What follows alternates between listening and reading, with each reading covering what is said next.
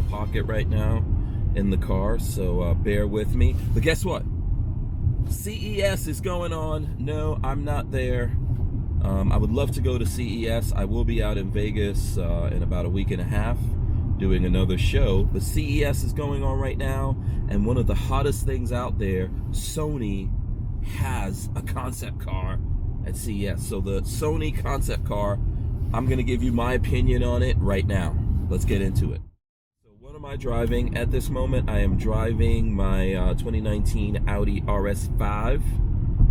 I'll give you guys a little spin around that and show off the cockpit here, because you know, if we're going to talk about this Sony car, I really think that Sony's not getting into the car business so far as building and selling cars to people. It's an electric car. I think it has like a 0 to 60 of 4.6 seconds, something like that. And I think top speed of 140 something miles per hour. But I don't think they're planning on actually selling cars. I think the real goal here is for Sony to remind everyone of all their technology, right? You know, they have camera, stereo, you know, lots of technology. Nowadays in cars, we've got tons of displays in cars, right? I think we're probably going really too far. Too many digital displays and controls are in cars. But Sony wants to remind everyone that they are in the game.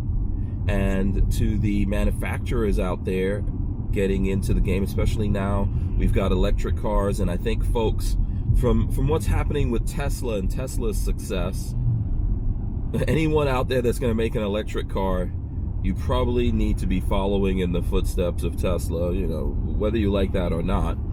And that's what their car is, by the way. It's the Sony car is an electric car. So they want to make sure that all the manufacturers out there in the car world remember that they manufacture the technology that lots of folks, including myself, are into. And I think that's why they made this concept car, rolled it out at CES. And for whatever reason, maybe if it's Sony paying people off, or just everyone was surprised or genuinely intrigued by, you know, what's inside of the car or the whole idea of the car, it's become a hit. There's lots of tech going into cars nowadays, including this one, and I will show you guys what we have going on here. Audi, the big thing that Audi has is virtual cockpit, right? And there's one in this car, as well as another monitor in front of me that my navigation is on.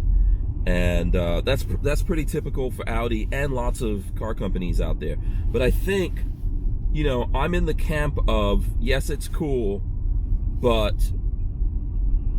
there's a line that I think that we should not cross at this moment, because the technology is really not dependable enough for everything to be digital controls inside of a car.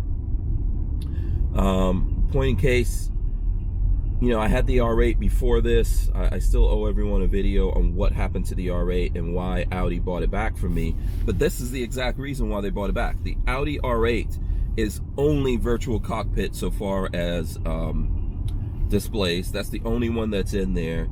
And the climate control and stuff like that are manual controls, but a lot of other things went through that virtual display, including the navigation, and there was a problem with the navigation that they had a really tough time fixing. And when they fixed that problem, they created other problems inside of that virtual display for me that they could not, ultimately they couldn't fix it, and then they said, hey, we'll buy the car back from you. And that's why, like, I'm a little worried about everything going through a digital display. It's one of the reasons why I'm not super interested in most of the Teslas that are out there, because I don't want everything. I don't want everything to go through that, because I'm aware of the fact that these things could go wrong. They could go horribly wrong when you're talking about cars. Now, the fact of the matter is, you know, a lot more of us are spending more time in our cars. And if you have an electric car and you have to go somewhere and charge it up for an hour, you're not always going to want to walk around a mall or do sightseeing in that hour. I mean, they might actually want to build in, for us fat guys, they might want to build in some workout devices in your car while you're sitting there waiting for it to charge up, or or while it's autonomously driving itself. But however, what a lot of us will be doing is probably sitting in our car, getting charged up, but answering emails, checking out videos and things like that we have not gotten a chance to really get into over the day. Hold on, let me go past this truck here.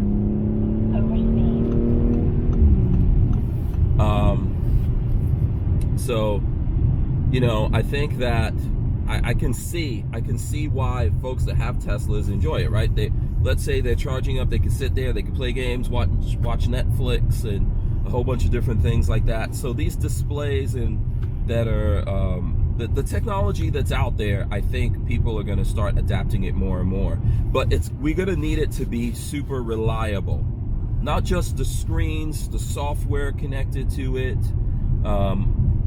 If we're really going to depend on that to give us control over our cars and what's going on with the cars, we're going to really need it to be super reliable. So from that point of view, I see why Sony's trying to remind everyone, hey, we're in the game, we're Sony, we've been doing this for a long time. If you don't want to get into the business of building out this technology, we're in that business. And I think that's why we're seeing the concept car. In terms of how it looks, I think it looks, it's kind of boring to me.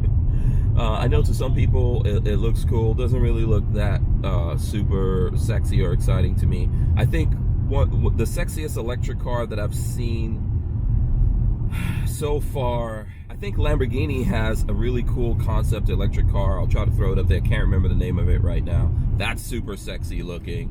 I don't think that's driving. Audi has the e-tron GT that I think looks pretty good. Of course, Porsche, the Porsche Taycan, I think, is kind of sexy. I would prefer 2 doors, but everyone's making these things 4 doors nowadays. So I don't really think it looks that super sexy, but that doesn't really matter. They're not actually going to sell a car.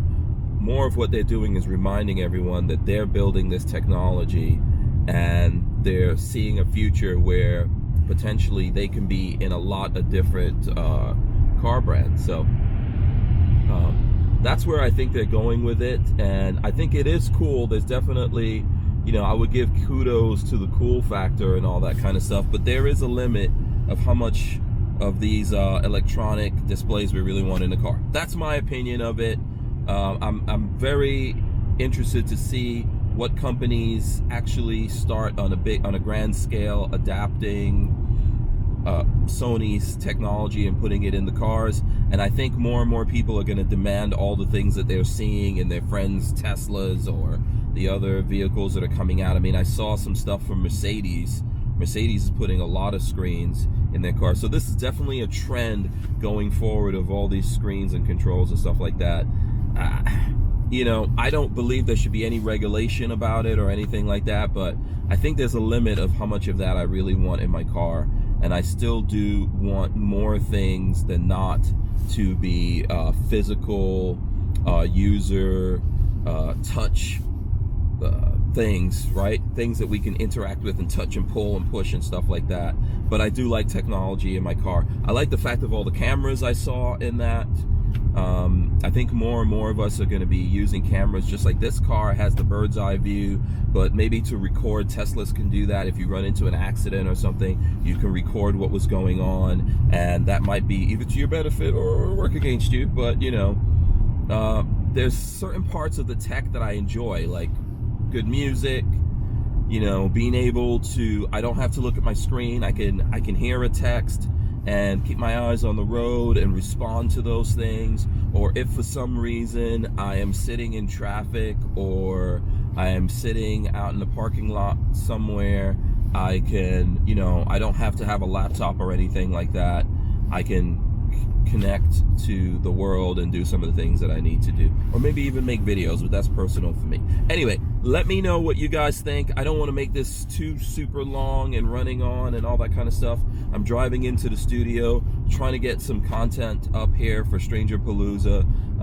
Let me know what you guys think about the Sony car. Do you like it, hate it? What do you think about all this technology that we're seeing coming into cars? Cars are almost like phones now. What do you guys think about that? Is that good, bad? Are you in the middle?